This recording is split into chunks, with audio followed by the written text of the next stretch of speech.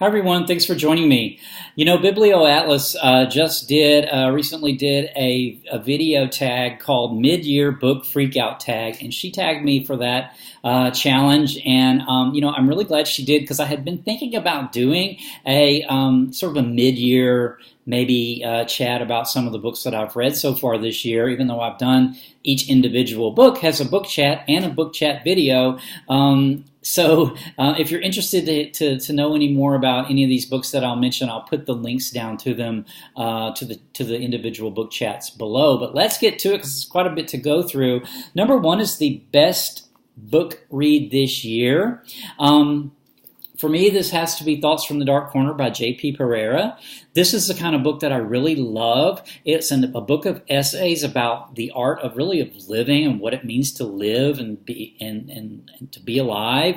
And I just found it the essay so interesting and so meaningful in many ways. I want to reread this again in the future. So far, I think this is the book that if I had to pull out, it's very hard for me to make a decision, but if I had to pull out one of them that I think is the best one that I've read so far this year, I would say this one, Thoughts from the Dark Corner by J.P. Pereira. Number two, best sequel this year. Okay, my best sequel, I think this is maybe even the only sequel I read this year, but that is Who Fears Death by Nnedi Okorafor. This is a sequel to the Book of Phoenix, which I read last year and did a chat on as well. But this is this particular one is a post-apocalyptic story. The Book of Phoenix, the previous book, actually concerns the events before the apocalypse. This one is centuries after the apocalypse, but it's really a fantasy science fiction. And the fresh thing about this to me was the author Nnedi Okorafor has ties to, I think it's Nigeria. So this is set in Africa and it contains a lot of African folklore and African magic, ideas of magic. And so I just found it really, really fresh and really a good read for me, fun read. I don't normally like apocalypse books, but this one was more fantasy to me. So anyway, I enjoyed it. Number three, new release I haven't read yet, but I want to. That's definitely Russia and Revolution, 1890 to 1928. This is by S.A. Smith. I want to read this particular one, which takes place this covers the years prior to the revolution, because this is talking about an empire in crisis, the Tsarist system in crisis. And the reason why I want to read that really is because earlier this year I actually read Resurrection by Leo Tolstoy. And Resurrection by Leo Tolstoy takes place in these years prior to the revolution. I read a real cheap edition, so Resurrection is actually misspelled on this cover. Isn't that crazy? But, what can I do? Anyway, number four, most anticipated release from the second half of the year, without a doubt, is going to be Provenance by Ann Leckie.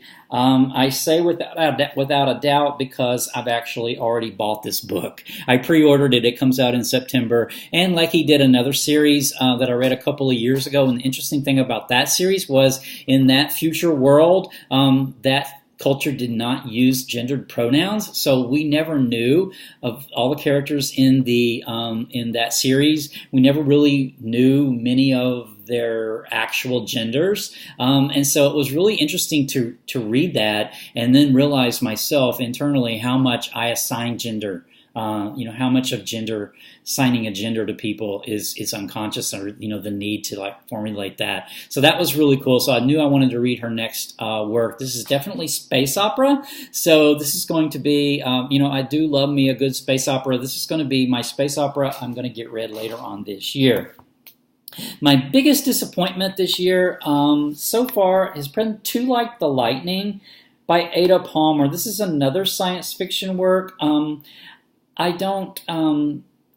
not saying that the book was particularly bad, because I do plan on reading, the next one. Let me get the cover up for you here. I do plan on reading the next one in the series, which is out.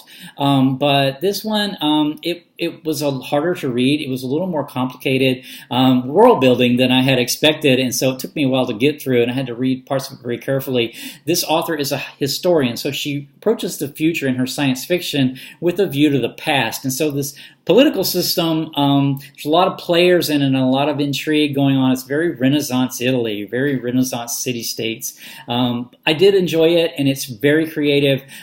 Check out the video if you want to learn more about that. Biggest surprise, again, is probably Thoughts from the Dark Corner again, because, again, I did not know what to expect, so I was very pleasantly surprised by that. A close second is probably Mrs. Dalloway. Mrs. Dalloway, I just did a video on because I just finished it very recently. I hate this cover, and so Mrs. Dalloway, I did not expect to be so engaged in this work from 1925, but I was, and even in a couple of days after I finished reading this book, I was still thinking about it, still thinking about the characters, so that was a pleasant surprise for me. My favorite new author debut to me, I would say probably J.P. Pereira. This is his only book, I believe. So I definitely am watching for him to write something in the future. Probably a close second is Yuval Noah Harari, who wrote Homo Deus. I enjoyed his style so much. He's a historian from Israel, and I enjoyed his style so much. I have another one of his books on a future TBR that I will be getting to called Sapiens, but I did set a Google alert for his name so that I can actually be alerted to anything he puts out there in the future, because I really enjoyed his writing. So, newest fictional crush. Newest fictional crush definitely comes from The Bones of Grace by Tamima Anam. Tamima Anam is a Bangladeshi writer, and this particular book, The Bones of Grace, is fiction, and it concerns a woman, Zubaida, who is Bangladeshi, and she has received a Harvard education in archaeology, I think, or anthropology, and she's going to go to Pakistan to do an archaeological dig for a prehistoric creature, but she is suffering from identity problems. She's conflicted about her traditional culture that she's from, and has plans to return to, and among other things, she does end up meeting a man before she leaves in the U.S., before she leaves for her dig in Pakistan, who sort of throws a monkey wrench into the works. His name is Elijah, and I just don't know why she couldn't see. Well, she does love him, but Elijah, yeah, I'm totally crushing on Elijah. But yeah, check out the video if you want to hear more about that. It's not really my usual genre to read, but I really enjoyed reading that. So, all right, so where am I? Number 9, my newest favorite character. Probably the narrator of The Sellout. Let me pull that cover for you. The Sellout is a social satire based in L.A., and the narrator, there's the cover of it, Paul Beatty is the author of this book. The narrator is actually never named.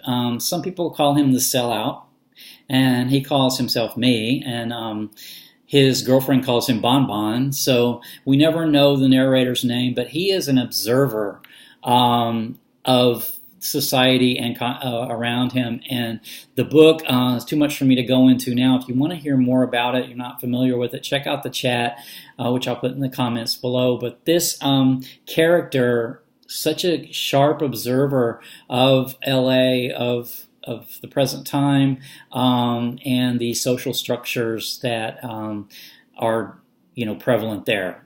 Well, actually in the U.S. in general. So where am I? Number 10, book that made me cry. Oh gosh. So I'm going to say Stamped from the Beginning. Stamped from the Beginning is a nonfiction work.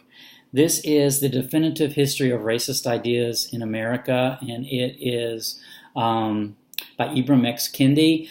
This book won the National Book Award in the U.S. for nonfiction. This book I learned so much from this work. For one, the Enlightenment, the European Enlightenment, brought a lot of good things to the world, but it also had a dark side, and one of the dark sides to it was this idea of of racism and black people, African American people, Africans in general, sort of bearing the brunt of that. There was even considered for centuries whether or not Africans were a separate species.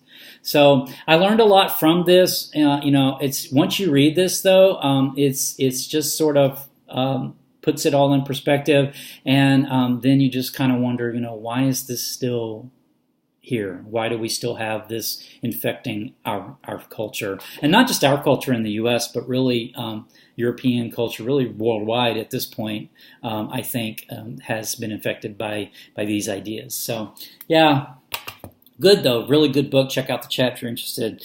Number 11, books that made me happy. Homo Deus, definitely, by Yuval Noah Harari. This book is really about the past, present, and future of humans as a species, Homo sapiens as a species. Parts of it are sort of, I guess, could be read as dystopian in the future, his ideas of maybe where we're heading. But overall, I found the book very, hopeful for the future, very, interesting. I love futurist sort of ideas. I love especially connecting the past and the present to a potential future. So I enjoyed reading it, and I came away from that very happy. Favorite book to film adaptation. So yeah, I haven't. I don't think I've read a book that's been this year that's been made into a movie. But what I have seen, actually, if you've seen my channel, you've seen that I do opera videos as well. And I saw the opera. There's my thumb from the actual book, the opera chat that I did on it. This is Dead Man Walking. Dead Man Walking, that is a new, relatively new, last 20 years or so, opera based on the memoirs of Sister Helen Prejean, who wrote a book called Dead Man Walking, which was about her work with death penalty inmates in Louisiana. And her memoir has been made into a movie that starred Sean Penn from in the 90s sometime, and then there's also this opera based on it, which I saw this year, and it's very moving. I haven't read the memoirs yet, but I do want to do that. Favorite video I've done this year?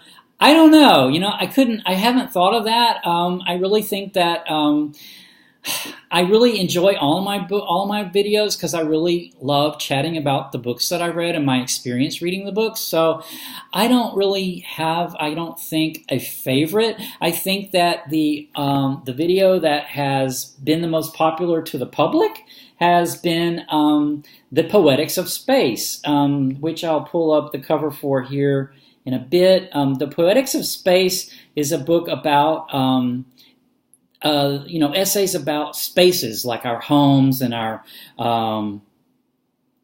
rooms and things like that. It's written by a French philosopher. This is written from like the 1950s, I think. There's the cover for it. This video, I enjoy doing the video as well. It's my, I think it's my most watched video. I'm not real sure. Anyway, next, number 14, the most beautiful book I've bought or received this year.